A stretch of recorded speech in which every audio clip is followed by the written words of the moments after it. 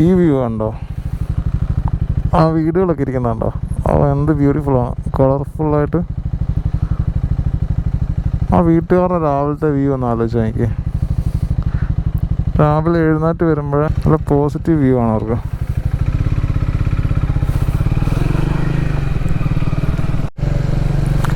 ഇത് കണ്ടോ, ഇവിടുത്തെ വീടും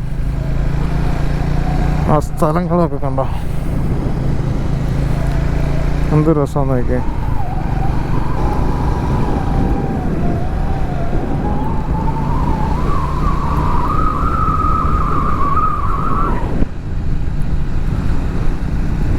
ഇത് കണ്ടോ, ഇവിടുത്തെ വീടുകളും ആ ചുറ്റുപാടൊക്കെ കണ്ടോ.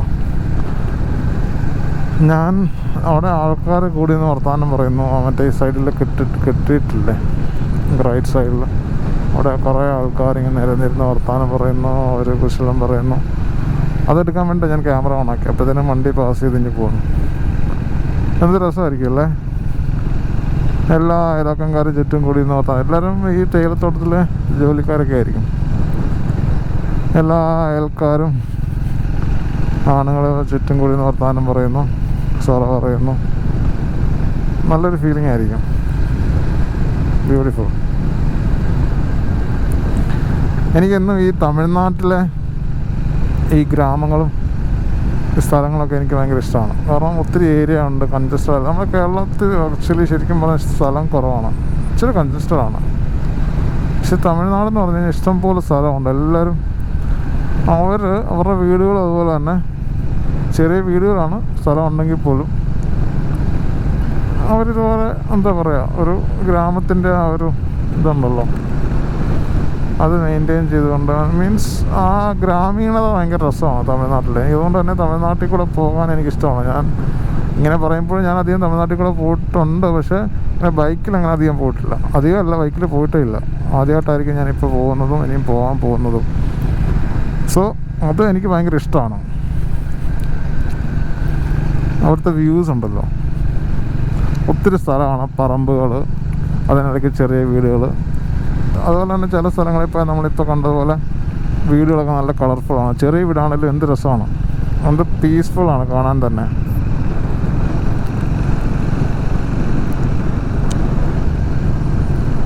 It's very nice.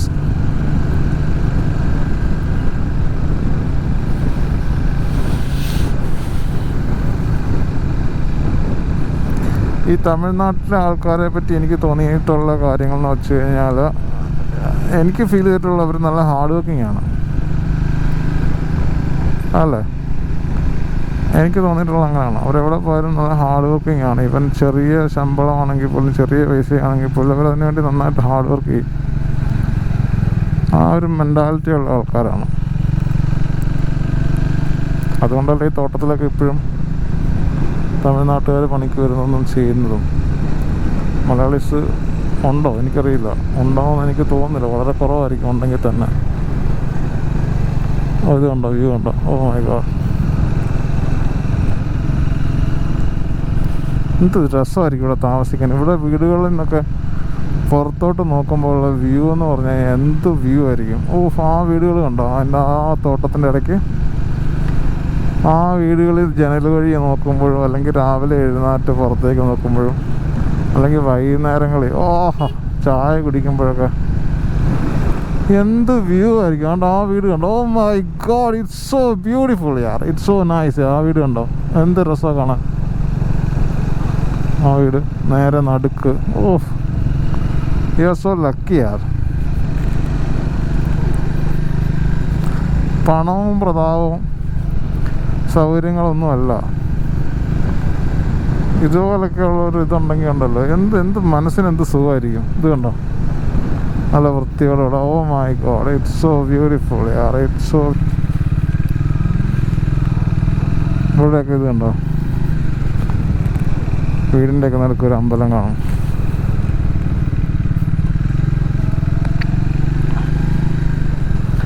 ഇവൻ കോൺക്രീറ്റ് തറയാണെപ്പോലും അവരൊക്കെ നന്നായിട്ട് തൂത്ത് തുടച്ച് വൃത്തിയായിട്ടാണ്. അപ്പോൾ വീടിൻ്റെ ആണെങ്കിലും അമ്പലങ്ങളുടെ ആണെങ്കിലും എല്ലാം വൃത്തിയായിട്ടാണ് സൂക്ഷിച്ചിരിക്കുന്നത്. ടാറ്റ കോഫി ലിമിറ്റഡ്, ടാറ്റയുടെ ആണല്ലേ സ്ഥലം. മേ ബി ടാറ്റയുടെ ആയിരിക്കും. ബട്ട് വീട് ഓൾമോസ്റ്റ് ലൈക്ക് പെർമനൻറ്റ് തന്നെയായിരിക്കും. കണ്ടത് ബംഗ്ലാവാണെന്ന് തോന്നുന്നു. Tata. So nice. Look at that.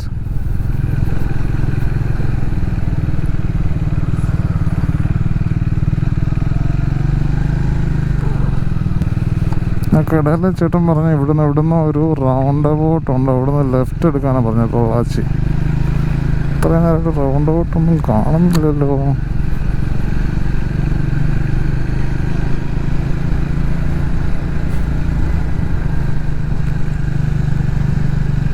എൻ്റെ മമ്മിയുടെ മൂത്ത ആങ്ങൾ, അതായത് എൻ്റെ മൂത്ത അമ്മാവൻ എന്ന് പറയും.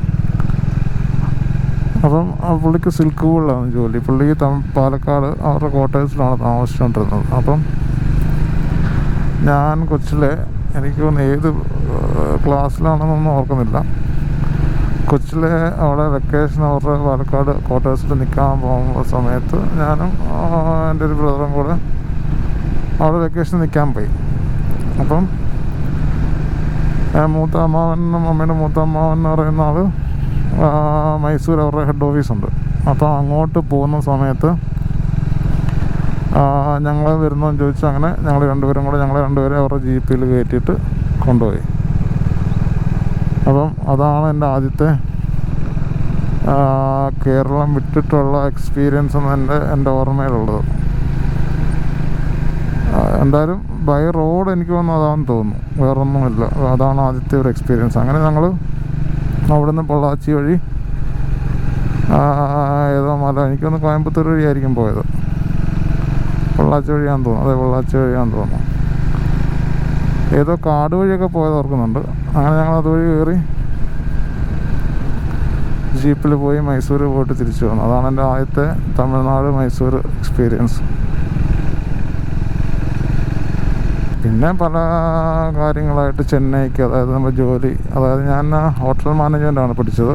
ആദ്യമായിട്ടൊരു ഡിപ്ലോമ ഇൻ ഹോട്ടൽ മാനേജ്മെൻറ്റ് പഠിച്ചു. അതിൻ്റെ ട്രെയിനിങ്ങിന് തപ്പി ചെന്നൈക്ക് പോയിട്ടുണ്ട്. അതുപോലെ തന്നെ ഒരു ട്രെയിനി ജോലിക്ക് വേണ്ടിയിട്ട് പോയിട്ടുണ്ട്. അങ്ങനെ നുങ്കമ്പാക്കത്ത് ഞാൻ ട്രെയിനിങ് ചെയ്തിട്ടുണ്ട്. നുങ്കമ്പാക്കത്ത് ചിക്കിങ്ങിൻ്റെ ഒരു ഔട്ട്ലെറ്റ് ഉണ്ട്. എൻ്റെ ഒരു ബ്രദർ വഴി എനിക്ക് അവിടെ ജോലി കിട്ടി. കിച്ചണിലാണ്, ട്രെയിനിയാണ്. നല്ല കഷ്ടപ്പാടുള്ള ജോലിയാണ്. അങ്ങനെ എനിക്ക് അവിടെ ജോലി കിട്ടി. അങ്ങനെ കുറേ ഓർമ്മകൾ ഇപ്പോഴും ഞാൻ ഓർക്കുന്നു. അവിടെ ചോറുണ്ടാക്കാൻ വേണ്ടി അരിയിടുന്നത് എന്തോ ഇലക്ട്രിക്കൽ സ്റ്റൗവിലോ അങ്ങനെ എന്തോ ആണ്. മറ്റേ കോയിൽ കത്തിയിട്ടുണ്ടാകുന്ന സംഭവം ഉണ്ടല്ലോ, അതിൽ ഈ പറയുന്ന വലിയ കഞ്ഞിയുടെ ആളെ ചൂടൊന്നും കിട്ടുമെന്ന് എനിക്ക് തോന്നുന്നില്ല. പക്ഷേ എങ്ങനെ അരിയൊക്കെ ഒപ്പിച്ച് ഞാൻ പാത്രത്തിൽ ഇട്ടു, സംഭവം വെന്തില്ല. മറ്റേതുണ്ടല്ലോ, കല്ല് പോലെ തന്നെ കിടന്നു. പക്ഷെ കുറച്ച് വെന്ത് കല്ല് പോലെ തന്നെ കിടക്കായിരുന്നു. അവസാനം അത് വാരി തിന്നുകൊണ്ട് പോയി നോക്കുന്നുണ്ട്. കാരണം അത് വാരി തിന്നത് വേറെ ഒന്നിനും അല്ല, നൊസ്റ്റാൾജിയക്ക് വേണ്ടിയിട്ടുള്ളതാണ്. അന്നൊക്കെ വീട്ടിൽ നിന്ന് മാറി നിൽക്കുമ്പോൾ ഭയങ്കര നൊസ്റ്റാൾജിയും ഫീലിങ്ങും വിഷമമൊക്കെയാണ്. അതൊക്കെ മാറ്റാൻ വേണ്ടിയിട്ടാണ് ഈ നാട്ടിലെ അരിയൊക്കെ ഇട്ട് ചോറുണ്ടുന്നത്.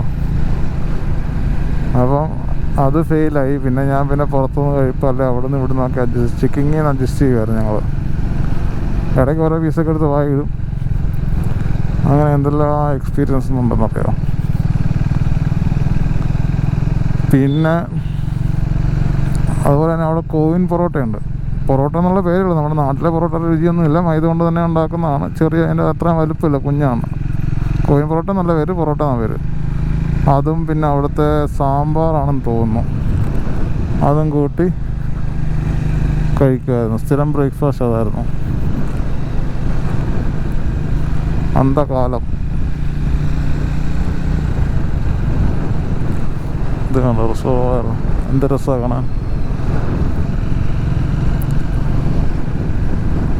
അങ്ങനെ ചെന്നൈ പോയി. പക്ഷെ ചെന്നൈ ബീച്ചിൽ പോകാൻ പറ്റിയിട്ടില്ല ഇതുവരെ. അന്നൊക്കെ നാട്ടിൽ വരുന്നത് നൊസ്റ്റാൾജിയാണ്.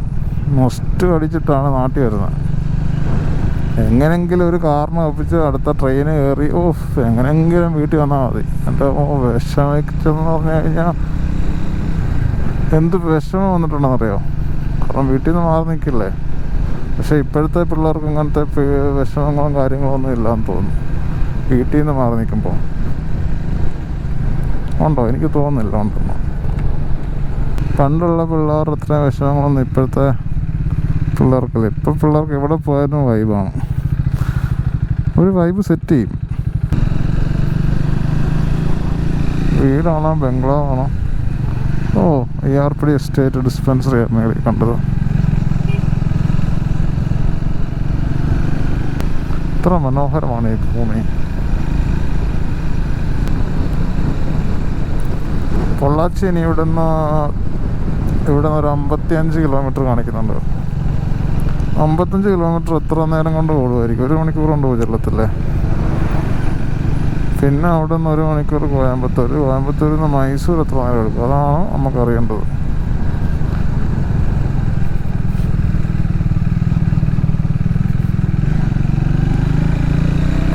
നീലഗിരീസ് ആണെന്ന് തോന്നുന്നു കേട്ടോ ഇത്. Elephants have right of way, do not obstruct. അവർ എലിഫൻറ്റിനെ ഒബ്സ്ട്രക്ട് ചെയ്യാൻ പോകുന്നില്ല. നമ്മുടെ നെഞ്ചത്തോട്ട് കയറാതിരുന്നാൽ മതി. നമുക്കതേ ഉള്ളു പേടി. ആരെങ്കിലും ഒരു എലിഫൻറ്റിന് മുന്നിൽ കയറി നിൽക്കുവാണ്. എന്തോ അത് എഴുതി വെക്കുന്നത്.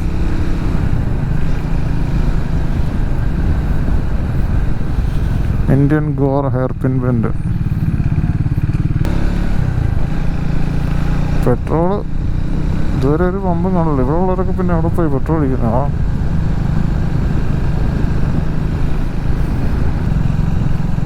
Purple frog hair pin bend. ഇവിടുത്തെ ഓരോ ഹെയർ പിൻ ബെൻഡിനും ഓരോ പേരിട്ടിട്ടുണ്ട്.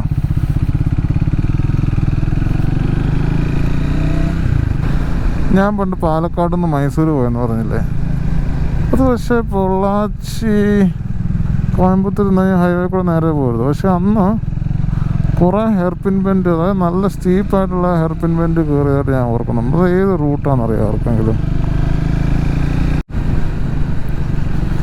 ഇത് കണ്ടോ കോട. ഓ മൈ ഗോഡ്, ഞാനവിടുത്തെ മഴയാണ്. മഴക്കാറാണോ മേളിൽ കാണുന്നത്? നോക്കി, മഴയെങ്ങാനും ഇത് തീർന്നു, നിന്ന് നനയേണ്ടി വരും. കാരണം എൻ്റെ മെയിൻ ടെയിൽ ബാഗ് മൂടാനുള്ള കവറേ ഉള്ളൂ.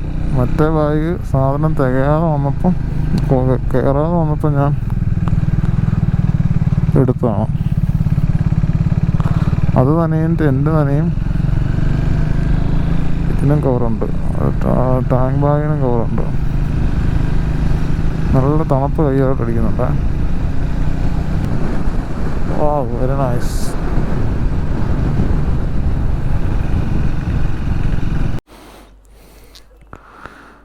ഗൈസ്, ഈ ഒരു വ്യൂ കണ്ടോ?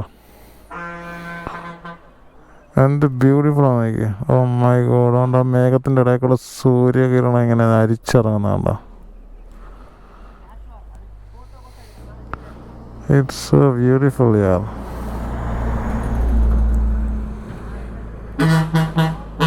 It's so beautiful.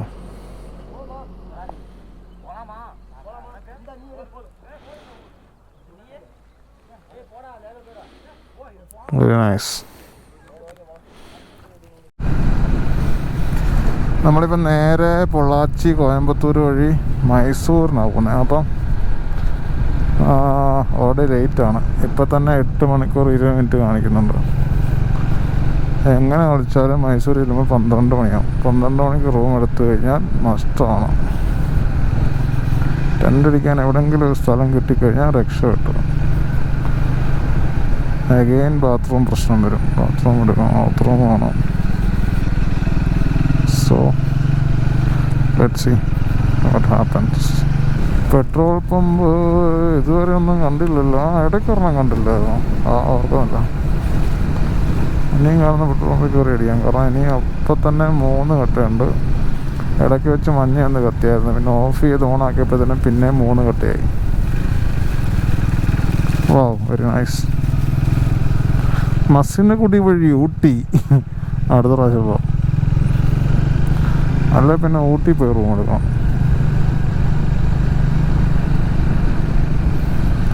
എന്നിട്ട് അവിടുന്ന് രാവിലെ വിട്ട് കഴിഞ്ഞാൽ മൈസൂരിൽ നിന്ന് തന്നെ മംഗളൂരു എത്തുമോ എനിക്ക് തോന്നുന്നില്ല.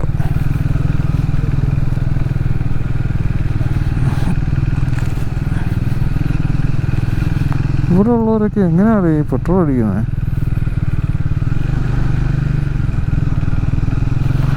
എവിടെയെങ്കിലും എന്തെങ്കിലും സെറ്റപ്പ് കാണാം, അല്ലാണ്ടൊന്നും ഇരിക്കത്തില്ല. ഇത്രയും വണ്ടിയിലേ പോകുന്നത്. ഗൈസ് ഇങ്ങോട്ട് നോക്കി, ഇതേതോ ഡാമാണ്. ഇതേതാണെന്ന് അറിയാവുന്നവർ ആരെങ്കിലും ഉണ്ടെങ്കിൽ ഒന്ന് കമൻറ്റ് ചെയ്യണേ. അതായത് നമ്മൾ വാൽപ്പാറയിൽ താഴോട്ട് പൊള്ളാച്ചിക്ക് പോകത്തില്ലേ, ആ ഹെയർപിൻ ബെൻഡിൽ എനിക്ക് തോന്നുന്നു 14ാമത്തെ ബെൻഡിൻ്റെ അവിടെ നിന്നുള്ള വ്യൂ ആണിത്. അവിടെ വരുമ്പോൾ മറ്റേ വ്യൂ ഉണ്ടല്ലോ, ഇത് കുറച്ചുകൂടെ ക്ലിയർ ആയിട്ട് വരും. ഞാൻ കാണിച്ചു തരാം. എന്ത് സാധനമാണോ അവിടെ നിന്ന് എടുക്കണ്ടായിരുന്നു. ഇത് കണ്ടോ, അങ്ങോട്ട് നോക്കി, എന്നാ വ്യൂ ആണ് നോക്കി. Oh my god.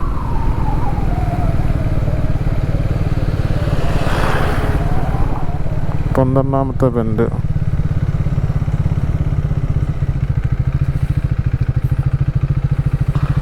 It's so nice right guys. അങ്ങനെ നമ്മൾ ചുരം ഇറങ്ങിയതാണ്ട് അവിടെ ആയിരുന്നു ചുരം. അപ്പം നമ്മൾ പൊള്ളാച്ചിക്കുള്ള റൂട്ടിലാണ്. പൊള്ളാച്ചി അറൗണ്ട് 23 കിലോമീറ്റേഴ്സാണ് കാണിക്കുന്നത്. തമിഴ്നാടിൻ്റെ വീതികളിലൂടെ നമ്മളിങ്ങനെ മന്ദം പൊയ്ക്കൊണ്ടിരിക്കുകയാണ്. എനിക്കിവിടുത്തെ റോഡും ഇവരുടെ സൈഡിലെ മരങ്ങളും മരത്തെ പെയിൻ്റ് വെച്ച് വെച്ചിരിക്കുന്നത് കാണുമ്പോൾ ഒരു രസമാണ്. ഉണ്ടോ ഇവരുടെ സെറ്റപ്പ് കാണാത്ത രസമല്ലേ. ഉണ്ട്, അത് ഡാമാണ് കേട്ടോ. മേളിൽ നിന്ന് കണ്ട ഡാം കണ്ടതാണ് കാണുന്നത്. എനിക്ക് തോന്നുന്നു അതാ ഇവിടെ ഇത്ര ആൾക്കാർ, ഒരു ടൂറിസ്റ്റ് അട്രാക്ഷൻ അല്ലേ. അതാണ് ഇത്രയും കടകളൊക്കെ ഇവിടെ.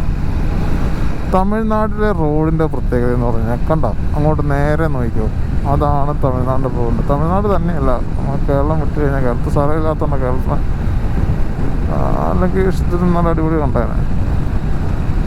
തമിഴ്നാട്ടിലേക്ക് ഇഷ്ടംപോലെ സ്ഥലങ്ങളുണ്ട്. റോഡൊക്കെ ഇങ്ങനെ കിടക്കുകയാണ്, നേരെ കിടക്കുകയാണ്. വാ, ഇത് കണ്ടോ അങ്ങോട്ട് നോക്കി. ഓ മൈ ഗോഡ്, പിള്ളേർ കളിക്കുന്നുണ്ടോ? ഓ ശരിത്താണ്ട് ഇതാ ഡാം.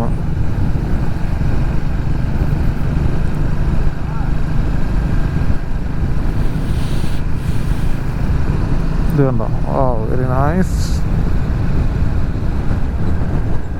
അലിയാർ ഡാം ആണെന്ന് തോന്നുന്നു. Aliyar dam, yes Aliyar dam അതാണ്. അപ്പം നമ്മളങ്ങനെ അലിയാർ ഡാമും കടന്നു പോവുകയാണ്. മാപ്പ് നേരെ കാണിക്കുന്നത്. Very nice. വളവ് തീർന്നത്. ഓ വളവിനകത്തോടെ ഇറങ്ങി നേരെ വഴികളാണ്. അടിപൊളി. ഓ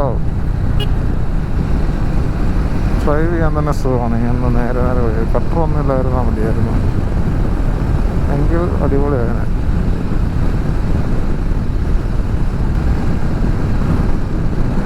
വാ, തെങ്ങന്തോപ്പം ഉണ്ടോ? തമിഴ്നാട്ടിലെ കൃഷിയിടങ്ങളൊക്കെ കാണാൻ നല്ല രസം. ഇവിടെ ഉണ്ടല്ലോ, ഇവർ ഓരോ ബൗണ്ടറിയും പെയിൻ്റ് അടിച്ച് വൃത്തിയാക്കി വെച്ചിരിക്കുന്നത് കണ്ടോ. Coconut research.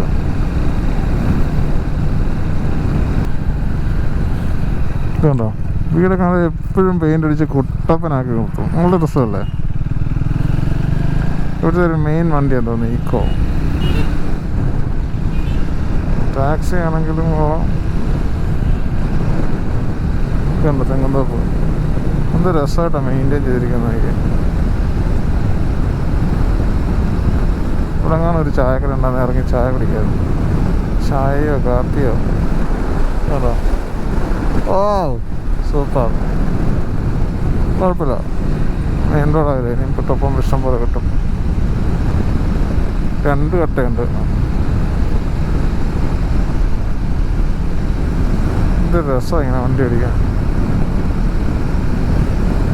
ഇതുപോലെ വെറുതെ ഇരുന്നാൽ മതി, കിലോമീറ്ററുകൾ കഴിയുന്ന അറിയത്തേ ഇല്ല. ഇത് കണ്ടോ, oh my god, it's very nice.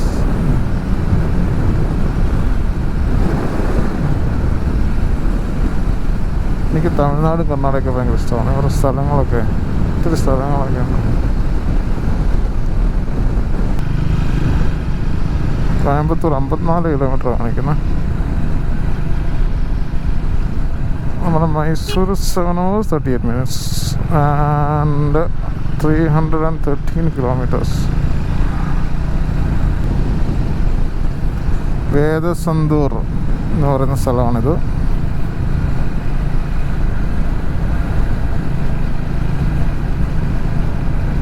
Back നല്ല വേന എടുക്കുന്നത്. നിർത്തി ഒരു ചായ കുടിക്കാൻ കിട്ടുന്ന ആശ്വാസമാണ്. നമ്മൾ ആ ചുരമൊക്കെ ഇറങ്ങിക്കഴിഞ്ഞപ്പോൾ ഉണ്ടല്ലോ, പതുക്കെ ചൂടിൻ്റെ ഒരു അസ്കിതം വരുന്നുണ്ട്. ഇതൊരു രസമായിരുന്നു, സുഖമായിരുന്നു.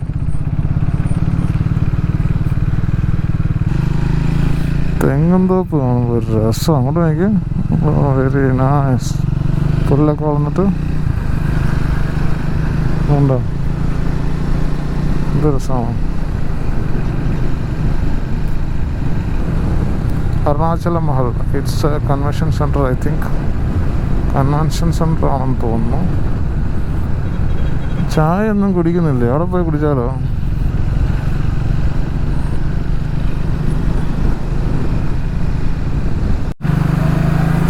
ഗായ്സ്, നമ്മളിപ്പോൾ പൊള്ളാച്ചി എത്തിയിരിക്കുകയാണ്. പൊള്ളാച്ചിയിൽ നിന്ന് ഇനി കോയമ്പത്തൂരിനാണ് പോകേണ്ടത്.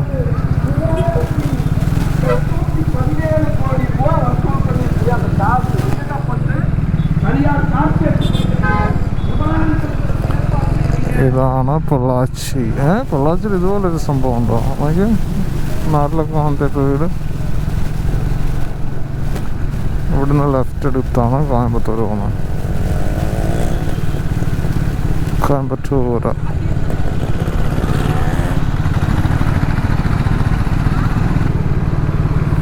ഇവിടെ ഹെൽമെറ്റ് ഒന്നും ഒരു പ്രശ്നമില്ല. ടൗണിൽ ഓടിക്കുന്നത് ഇപ്പോൾ ഒരു 35 കിലോമീറ്റർ വരെ കാണത്തുള്ളായിരിക്കുമല്ലോ കോയമ്പത്തൂരിന്.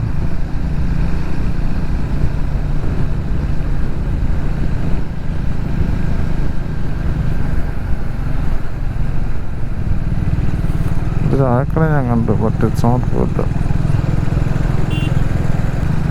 ഇനി അധികം നേരം ഇല്ലല്ലോ. ഇല്ല, കുറച്ച് നേരം കൂടെ ഇല്ലേ ഉള്ളൂ. തമിഴ്നാട് ഇത് കഴിഞ്ഞാൽ പിന്നെ കർണാടകയല്ലേ. കർണാടക കുറച്ച് നേരമുണ്ട്. നാളെ ഫുള്ള് കർണാടക ആയിരിക്കും. നമ്മളിപ്പോൾ പൊള്ളാച്ചിയിൽ നിന്ന് കോയമ്പത്തൂർ പോകുന്ന റൂട്ടാണ്. നല്ല അടിപൊളി ഹൈവേ ആണ്, വലിയ തിരക്കൊന്നുമില്ല, നൈസായിട്ട് പോകും.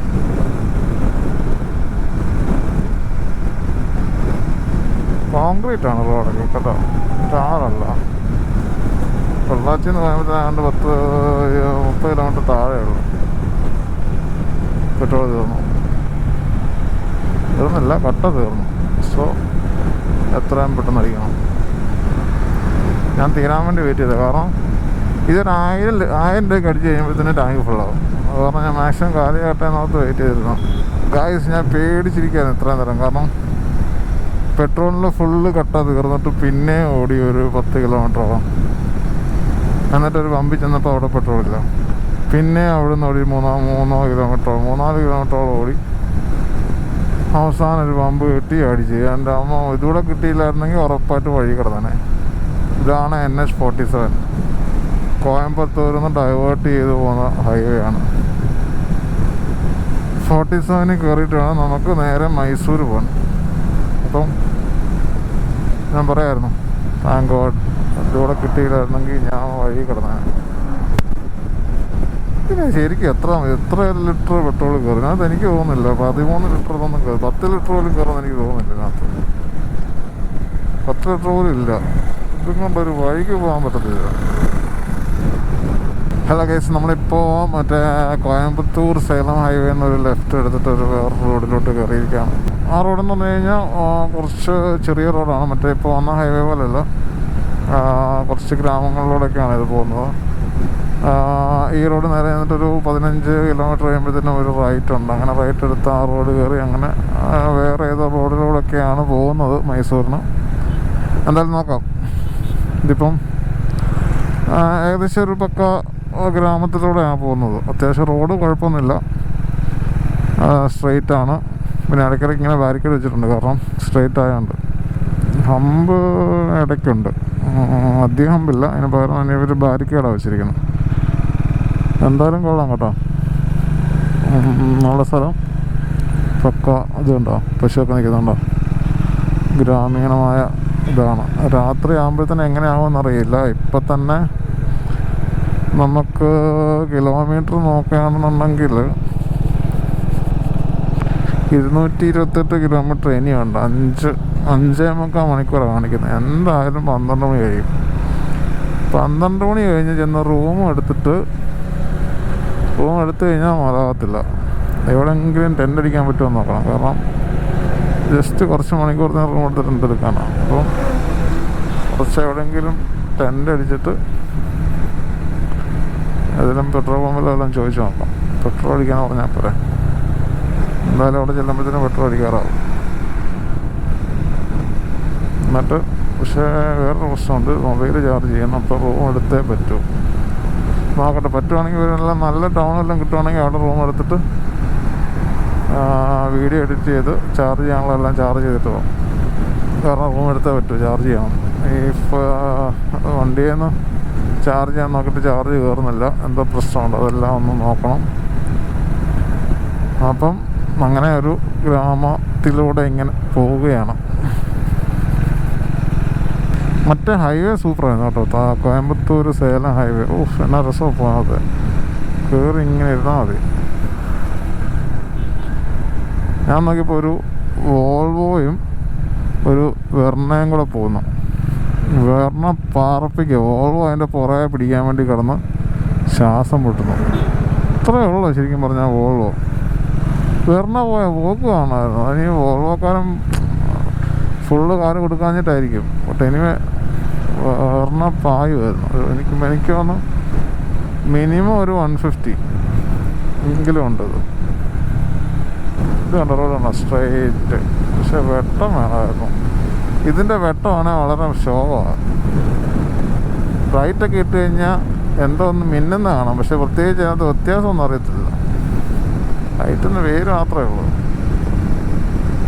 അത് തന്നെയല്ല, ഞാൻ ഇന്നലെ ഹെഡ് ലൈനിട്ട് പണിത് അത് ഇച്ചിരി താന്നു പോയി. കുറച്ചുകൂടെ ഒന്ന് പൊങ്ങിയിരിക്കണമായിരുന്നു. അതൊക്കെ അഡ്ജസ്റ്റ് ചെയ്യണമെന്ന് ഓർത്തിരിക്കുകയായിരുന്നു. ഇനി ഈ പായുന്നതിൻ്റെ ഇടയ്ക്ക് ഇനി പറ്റുമോ എന്ന് ആർക്കറിയാം.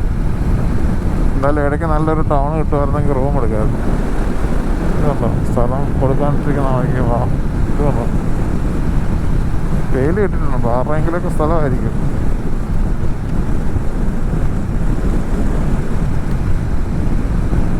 നൈസ് അല്ലേ, നൈസ് മോഡ്.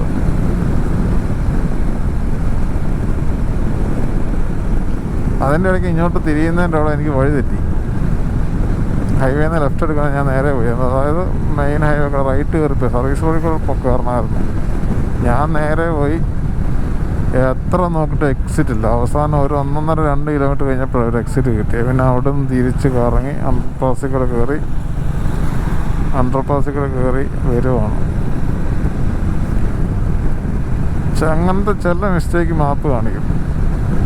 നമ്മളത് നമ്മുടെ ഒരു കോമൺ സെൻസ് അനുസരിച്ച് കയറുക. അവിടെ ചെന്ന് ലെഫ്റ്റ് ആയിരിക്കും നമ്മൾ കാണിക്കുന്നത്. മീൻസ് ഈ മെയിൻ ഹൈവേയും സർവീസ് റോഡായിട്ട് വലിയ വ്യത്യാസമില്ല. അപ്പം മാപ്പിന് അറിയത്തില്ല. മിക്ക GPS അക്യുറസി ചിലപ്പോൾ കുറവായിരിക്കും. മാപ്പിനടുത്ത് നമ്മൾ ഇതിൻ്റെ കൂടെ പോകുന്നത്. നമ്മൾ ചിലപ്പോൾ ഹൈവേയുടെ സൈഡിൽ കൂടെ ആയിരിക്കും പോകുന്നത്. അപ്പോൾ അത് വിചാരിക്കും സർവീസ് റോഡിൽ കൂടെ ആയിരിക്കും. ഇങ്ങനെയാണ് ലെഫ്റ്റ് കാണിക്കുന്നത്. ഇവിടെ 172 കിലോമീറ്റർ ലെഫ്റ്റ് പോയാൽ മതി. മേട്ടുപ്പാളയം 22.